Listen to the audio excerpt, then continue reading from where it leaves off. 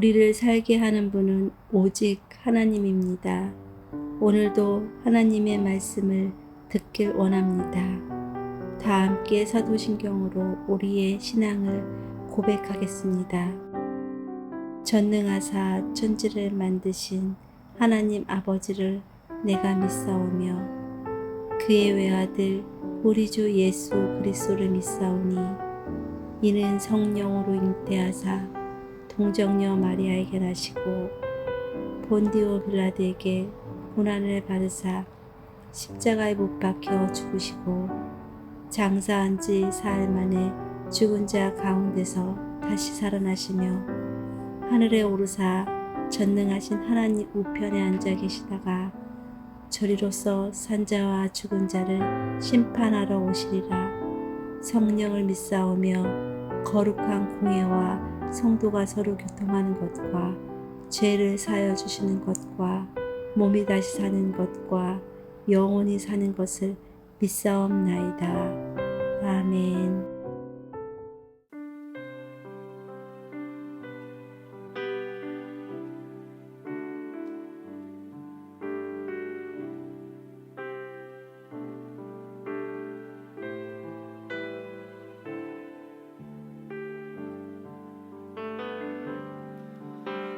세상의 유혹 시험이 내게 몰려올 때에 나의 힘으론 그것들 모두 이길 수 없네. 거대한 폭풍 가운데 위축된 나의 영혼 어찌할 바를 몰라 헤매이고 있을 때 주를 찬양 손을 들고 찬양 전쟁은 나에게 속한 것 아니니 주를 찬양 손을 들고 찬양 전쟁은 하나님께 속한 것이니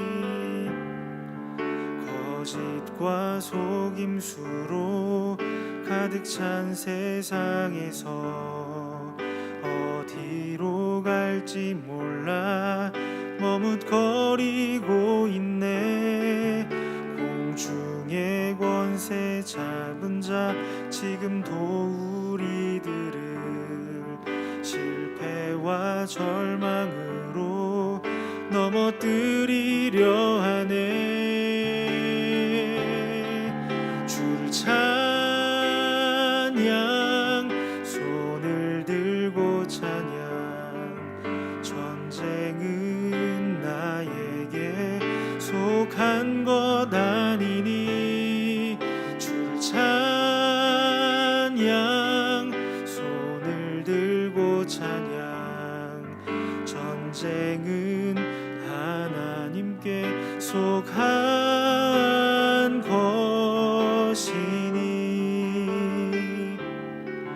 주위를 둘러보면 아무도 없는 듯 믿음의 눈을 들면 보이는 분 계시네. 지금도 내 안에서 역사하고 계시는 사망과 어둠의 권세 물리치신 예수님 주를 찬양 손을 들고 찬양 전쟁은 나에게 속한 것 아니니 주를 찬양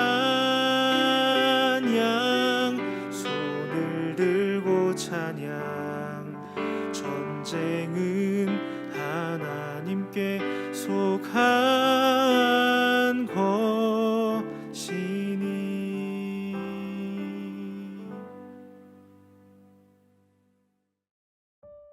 오늘 우리가 함께 나눌 말씀은 예레미야 40장 1절부터 6절입니다.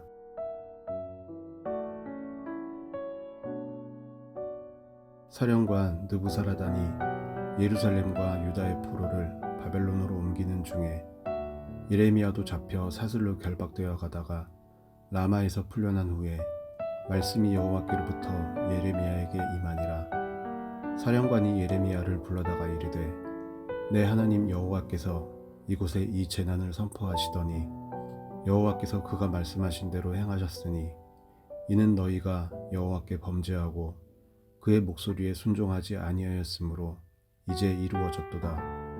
이 일이 너희에게 임한 것이니라.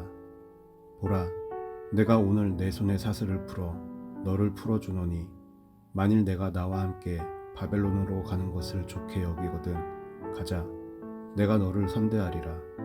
만일 나와 함께 바벨론으로 가는 것을 좋지 않게 여기거든 그만두라. 보라, 온 땅이 내 앞에 있나니 내가 좋게 여기는 대로 옳게 여기는 곳으로 갈지니라 하니라. 예레미야가 아직 돌이키기 전에 그가 다시 이르되 너는 바벨론의 왕이 유다 성읍들을 맞도록 세운 사반의 손자 아히감의 아들 그다랴에게로 돌아가서 그와 함께 백성 가운데 살거나 내가 옳게 여기는 곳으로 가거나 할지니라 하고 그 사령관이 그에게 양식과 선물을 주어 보내매 예레미야가 미스바로 가서 아히감의 아들 그다랴에게로 나아가서 그 땅에 남아있는 백성 가운데서 그와 함께 사니라. 아멘. 반갑습니다. 오늘 예레미야 40장 1절부터 6절을 중심으로 결정이라는 주제의 말씀을 함께 나누겠습니다. 예루살렘 성은 바벨론에게 함락됐고 시드기야 왕은 도망치다가 붙잡혔습니다. 바벨론은 시드기야 앞에서 시드기야의 아들들을 다 죽였고 고관들도 다 죽였고 시드기야의 두 눈을 뽑았고 사슬로 꽁꽁 묶어서 바벨론으로 끌고 갔습니다. 바벨론은 시드기야와 함께 다른 수많은 유대인들도 포로로 끌고 갔습니다. 그때 예레미야는 시드기야의 감옥에 있었기 때문에 당연히 예레미야도 바벨론으로 끌려가는데 바벨론의 느부갓네살 왕이 시드기야에 대한 이야기를 들었습니다. 그래서 사령관 느부사라단을 보내서 예레미야에게 잘 대해주고 예레미야가 요구하는 대로 모든 것을 들어줘라 이렇게 명령을 했고 그 느부사라단과 예레미야의 대화가 오늘 본문에 나오는 겁니다. 근데 처음에는 예레미야도 사실 바벨론에 끌려가는 중이었던 것으로 보입니다. 1절부터인데요. 사령관 느부사라단이 예루살렘과 유다의 포로를 바벨론으로 옮기는 중에 예레미야도 잡혀 사슬로 결박되어 가다가 라마에서 풀려난 후에 말씀이 여호와께로부터 예레미야에게 임하니라. 예레미야는 시드기야의 감옥에 갇혀있던 죄수의 몸이었기 때문에 당연히 사슬로 묶여서 끌려가고 있었을 겁니다. 근데 그때 라마에서 풀려났다 이렇게 되어 있죠. 2절입니다. 사령관이 예레미야를 불러다가 이르되 내 하나님 여호와께서 이곳에 재난을 선포하시더니 여호와께서 그가 말씀하신 대로 행하셨으니 이는 너희가 여호와께 범죄하고 그의 목소리에 순종하지 아니하였으므로 이제 이루어졌도다. 이 일이 너희에게 임한 것이니라. 바벨론의 사령관 느부사라단은 예레미야에게 하나님의 말씀에 대해서 말하는데 사실 그것은 느부사라단의 신앙 고백이라기보다는 그동안 예레미야가 했던 말들이 모두 현실로 드러났기 때문에 존중하는 의미로 그런 말을 한 것으로 보입니다. 어쨌든 결론은 이스라엘이 범죄하고 그의 목소리에 순종하지 않은 것이 이 모든 일의 원인이라는 것이죠. 그리고 예레미야는 이제까지 그것을 외쳤었기 때문에 바벨론이 예레미야를 공격할 이유가 없다는 겁니다. 그렇게 해서 느부사라단은 너가 바벨론으로 가고 싶다면 너는 포로가 아닌 친구로서 함께 갈 수 있다. 그러나 너가 바벨론으로 가지 않겠다고 해도 관계없다. 너가 머물고 싶어하는 그곳에 너는 머물 수 있다. 이렇게 제안을 합니다. 4절입니다. 보라, 내가 오늘 너의 손에 사슬을 풀어 너를 풀어주노니 만일 너가 나와 함께 바벨론으로 가는 것을 좋게 여기거든 가자. 내가 너를 선대하리라. 만일 나와 함께 바벨론으로 가는 것을 좋지 않게 여기거든 그만두라. 보라, 온 땅이 너의 앞에 있나니 너가 좋게 여기는 대로 옳게 여기는 곳으로 갈지니라 하니라. 자, 바로 이 표현이 아주 중요한데요. 너가 좋게 여기는 대로, 뿐만 아니라 뒤에 보면 뭐라고 나오죠? 옳게 여기는 곳으로 가라, 이렇게 돼 있죠. 이게 예레미야의 마음에 굉장히 큰 울림을 주었던 것으로 보입니다. 그때 예레미야가 어떻게 결정하죠? 자기의 백성들이 있는 유대로 돌아가서 살기로 결정합니다. 예레미야가 아직 돌이키기 전에 그가 다시 이르되 너는 바벨론의 왕이 유다 성읍들을 맡도록 세운 사반의 손자 아히감의 아들 그다랴에게로 돌아가서 그와 함께 백성 가운데 살거나 너가 옳게 여기는 곳으로 가거나 할지니라 하고 그 사령관이 그에게 양식과 선물을 주어 보내매 예레미야가 미스바로 가서 아히감의 아들 그다랴에게로 나아가서 그 땅에 남아있는 백성 가운데서 그와 함께 사니라.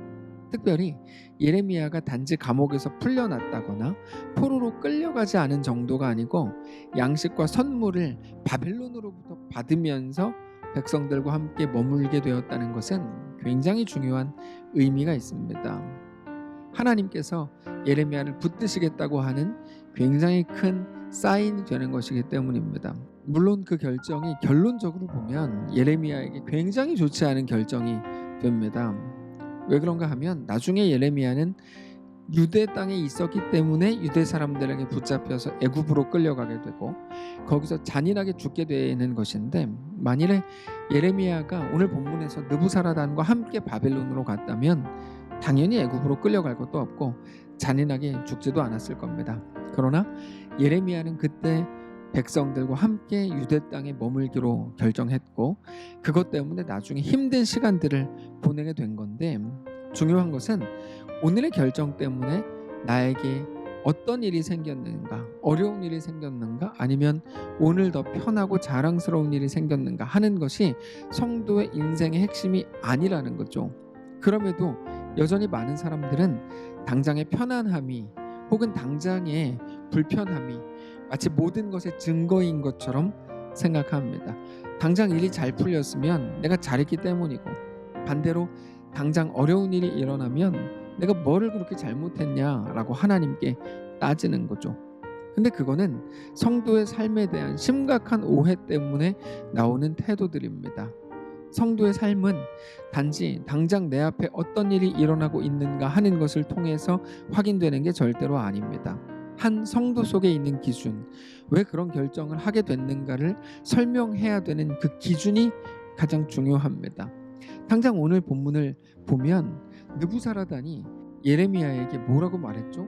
너가 좋게 여기는 대로 옳게 여기는 곳으로 가라 그랬죠. 그리고 그 말이 큰 울림을 주었을 거라고 말씀을 드렸는데요. 예레미야가 그런 거죠. 예레미야의 오늘의 결정에는 왜 그런 결정을 하게 됐는가, 이것에 대한 분명한 대답이 그 마음속에 있었던 것입니다. 그러고 보면 사실 세상에는 얼마든지 어떤 일들도 다 일어날 수 있는데 그때마다 언제나 상벌의 잣대로 모든 일을 판단한다면 그게 얼마나 가벼운 일이겠습니까? 성경이 의인과 악인에 대해서 설명을 하시면서 시편 1편에서 의인은 시냇가에 심기운 나무처럼 뿌리 깊게 살아가지만 악인은 그것과 반대다. 그래서 악인에 대해서 바람에 나는 겨와 같다고 표현을 하시죠. 모든 일들 속에서 그러므로 우리가 하나님의 사랑, 하나님의 은혜, 내가 성도인 것을 기억하고 고백하면서 살아간다면 그 사람은 분명 믿는 사람입니다. 그러나 반대로 어떤 일이 일어날 때마다 그 속에 있는 믿음이 달라지고 태도가 달라지고 말이 달라지고 마음이 달라지고 표정이 달라지고, 그거는 바로 바람에 나는 겨와 같은 모습인 것이죠. 예레미야는 자기가 선지자였기 때문에 하나님의 말씀을 전해야 했고, 그러려면 아직 유대에 남아있는 백성들과 함께 지내는 것이 옳다고 여긴 것 같습니다. 그 모든 결정의 결과에 대해서는 당연히 하나님께 맡겨야 했고 그렇게 했죠. 물론 하나님이 함께 하심이라고 하는 것이 너가 잘 결정했으니 너한테 이제 복 주고 너 오래 살고 이 땅에서 뭐 땅덩거리면서 뭐 좋은 대학 가고 잘 살고 그런 게 아니고요. 언제나 당장의 이익이나 손해로서 우리에게 다가오는 것은 아닙니다. 그러나 가장 영원한 그 순간, 가장 결정적인 우리의 운명에 대해서 하나님께서 반드시 가장 선한 결과로 이끄신다는 것이 우리의 믿음이어야 합니다. 그 믿음이 우리의 담대함이 되어서 위기의 순간에도 언제나 하나님께 속한 결정을 할 수 있게 되는 것입니다. 그래서 오늘 예레미야의 이 모습을 하나님이 우리에게 보여주시는 거죠. 사랑하는 성도 여러분, 우리 앞에도 매일 결정의 순간이 옵니다. 우리의 결정에 따라서 분명 당장 앞에 있는 수많은 것들이 달라질 겁니다. 그러나 우리는 우리 눈앞에 있는 것들이 달라질 것을 생각하지만 우리의 영혼을 결정하는 것은 당장 눈앞에 있는 어떤 것들이 절대로 아닙니다. 오늘 모든 상황 속에서 우리 하나님이 우리의 유일한 기준이고 길이고 진리고 생명이신 것을 고백하는 날 되시기를 바랍니다. 그렇게 우리의 삶을 하나님과 함께 결정하고 그렇게 동행하는 귀한 우리의 날들 되시기를 바랍니다. 기도하겠습니다. 살아계신 하나님 감사합니다. 오늘 이 말씀을 우리에게 허락하시니 감사합니다. 이 말씀이 우리 속에 깊은 울림이 되어 우리 삶에 일어나게 될 모든 결정과 모든 선택들에 앞서 내가 누구인지, 하나님은 누구신지, 하나님은 나를 어떻게 사랑하셨는지 깊이 기억하고 그렇게 하나님께 믿음으로 동행하며 살아가는 귀한 우리의 삶이 되도록 축복하시옵소서. 감사드리며 살아계신 예수님의 이름으로 기도합니다. 아멘. 사랑하는 성도 여러분, 오늘 하루를 하나님께서 또 허락하셨습니다. 믿음으로 살아가게 되시기를 바라고 특별히 내일 주일입니다. 점점 더 뒤숭숭해지는 세상 한가운데에서 그러나 하나님을 기쁘게 예배하고 주님을 더욱더 신뢰하는 귀한 우리의 고백이 있는 주일 되시기를 바랍니다.